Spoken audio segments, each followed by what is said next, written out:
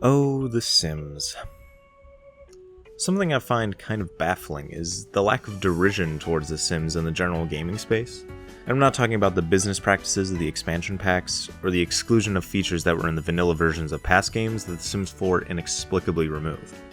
I mean that, besides one exception I can think of, no one really has much negative to say about them in terms of a mechanical or narrative experience. Now let me qualify the criticisms I'm about to throw down. I've been playing The Sims since I was about 5 years old, starting with the original game. For about half of my life, the series was an integral pillar of who I was as a gamer, next to miscellaneous PS2 games and multiplayer Source games.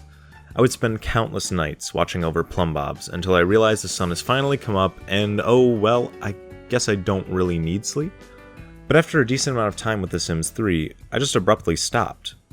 And I might be able to chalk it up to just growing out of it, or having other games I wanted to play, but in hindsight, I think it was really a combination of fatigue and an ideological opposition that grew in spite of the series.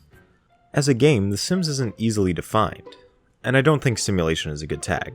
I mean, yes, it's trying to emulate life, but it's lacking the greater attempts of realism, unfriendly UI, and complicated control schemes that consistently characterize most Sims, that I've never actually touched. To some, it's just a sadism sandbox, where you try to find the most interesting ways of killing off your Sims. Though I will admit to having some fun with this angle in my time, it's engaging for about as long as it is to kill as many innocent civilians and police in Grand Theft Auto. About 15 minutes or so. If I were to venture a label of the kind of game The Sims is, I'd say it's a sort of hybrid between RPG, point-and-click adventure, and resource management on top of construction and interior design tools. Isn't that a succinct genre distinction?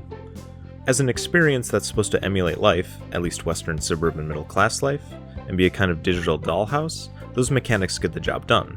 Sims can simply interact with various objects or other Sims, causing them to gain skills or level out their various status meters. With such simple tools of interaction comes a wide variety of emergent narrative options for the player to do with as they see fit.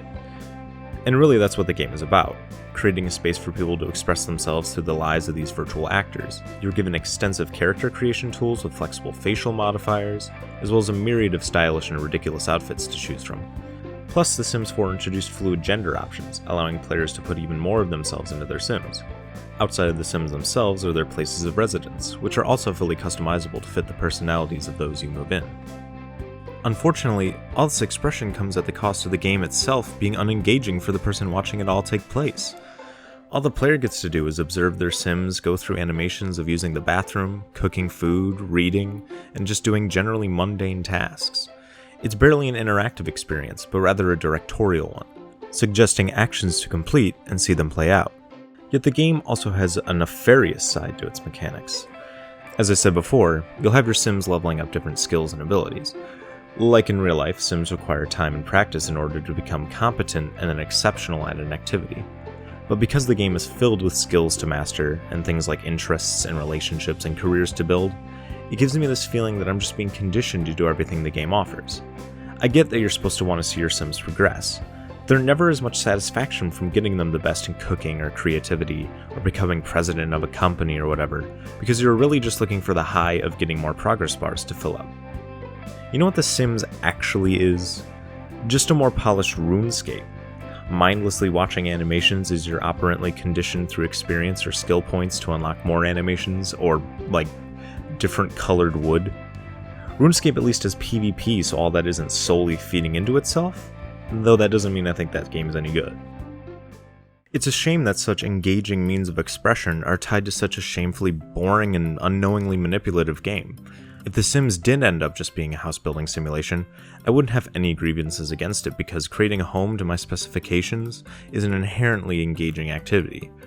Losing like 2 hours of footage putting together this house didn't matter to me because I was in a creative trance.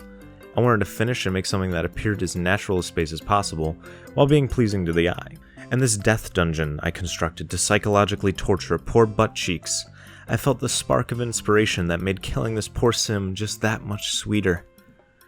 There's no reward to creation other than the satisfaction with one's own job well done, and seeing your villainous ambitions realized. Something similar happened with Spore, where I probably got more hours out of the creature creator than the actual full release itself, because Spore was my first and last affair with that deceiving and cold mistress named Hype. Just Look at the fucking dragging. God fucking damn it. And even got fucking Robin Williams to sell me on the game. I just... A creature that has to actually, when it defecates, it has to move very quickly.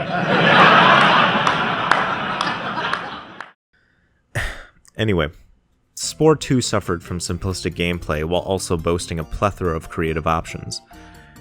Now customization doth not a bad game make, but it can't salvage ones so limp as these. With all that being said, what really causes me to be averse to The Sims is the existential anxiety it rises in me. First, a personal caveat. My individual outlook on life is that the universe is inherently meaningless, and everything we do is for naught, and we probably don't have any free will or anything fun like that. In turn, the idea of absurdism is one I find intriguing. The quintessential work on the subject is Albert Camus' essay, The Myth of Sisyphus. In it, Camus can't help but characterize Sisyphus, our absurd hero, as a man who, even in the face of his futile and eternal task of rolling a stone up a hill just to let it fall back down, perseveres and can find joy in spite of that. Camus transforms this ancient myth into an allegory for all of our lives. Though we have not any purpose, the acknowledgement of and endurance through such an overwhelming truth is the only way to overcome it. So when you put somebody like me, who generally agrees with this school of thought in front of The Sims, I can't help but experience an uncomfortable dissonance.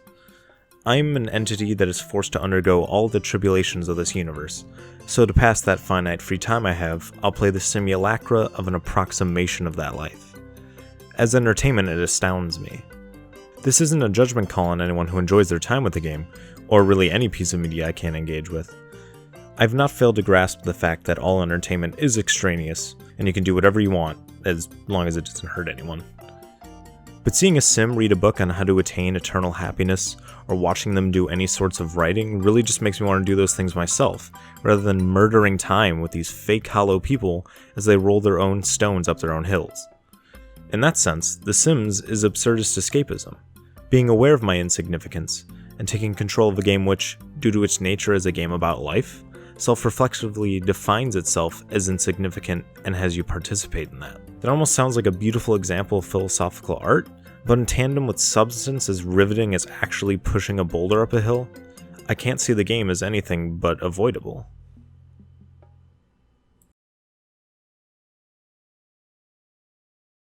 Alright, thank you for watching, all seven of you, it seems.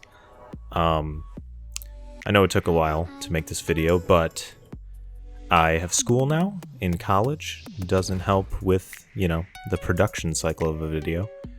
And I don't know if I'm going to be making another analysis like this for a while. I might do some general gameplay stuff, because I haven't been playing many games as often. I don't have as much time. So I was thinking about doing some small things, some whatever, some playthroughs or stuff like that. Maybe have some commentary over it. But stay tuned.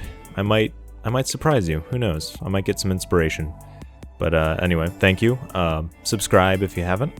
Like it, comment. I like the discussion. I'd like to foster that. And yeah, so I'll see you when I see you.